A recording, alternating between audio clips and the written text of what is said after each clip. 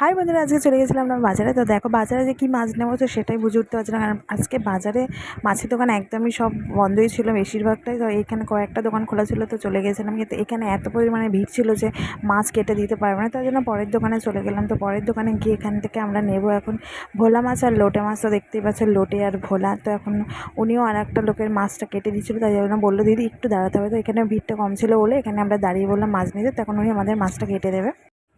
তো বৌদি ভোলা মাছগুলোকে বেচে দিচ্ছিলো। তো দেখো আজকে বাজারে ভিড়টা কেন এত বেশি, কারণ বৃষ্টির জন্য অনেক দোকানদাররা বসতে পারেনি, আর কয়েকটা মাছওয়ালা বসেছে বলে তার জন্য বাজারে প্রচণ্ড ভিড়, কারণ এক একটা দোকানে অনেক লোকজন ছিল। তো সেই জন্য মাছটা কাটতে একটু দেরি হচ্ছিলো, এই জন্য এখানে মাছটা বেচে দিয়ে গেলাম, বললাম যে আপনি মাছটা কাটতে থাকুন, আমরা আর কিছু বাজার করে চলে আসি। তো আমরা গেছিলাম সবজি বাজার করতে না, গেছিলাম শুধু মাছের বাজার করতে। তো মাছ আমরা এক সপ্তাহের মাছ কিনে রাখি।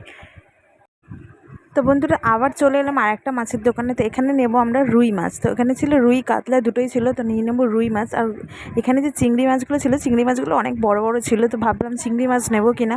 যাই হোক অনেকগুলো মাছ নেওয়া হয়ে গেছে বলে আর চিংড়ি মাছটা নেওয়া হয়নি। তো এই ভাইকে বললাম যে মাছটা একটু কেটে দাও, তো ওই জন্য কেটে দিচ্ছিলো। আর বললাম কেন এক সপ্তাহের মাছ, এক সপ্তাহের মাছ না, কারণ ওই 3-4 দিনের মাছ নিয়ে আসা হয়, কারণ বাজারে যাওয়ার লোক পাওয়া যায় না। তো সেই জন্য মাছটা কিনে রাখতে হয়, সবাই কাজে বেরোয়, তাই বাজারে যাওয়া হয় না।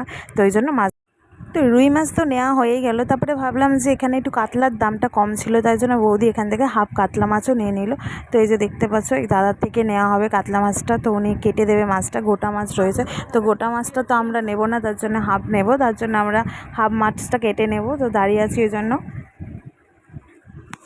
তো আজকে 3-4 রকমের মাছ নেওয়া হয়ে গেল। আর এইদিকে রয়েছে আরও কিছু কেনাকাটি, তো সবজি বাজার অল্প করবো।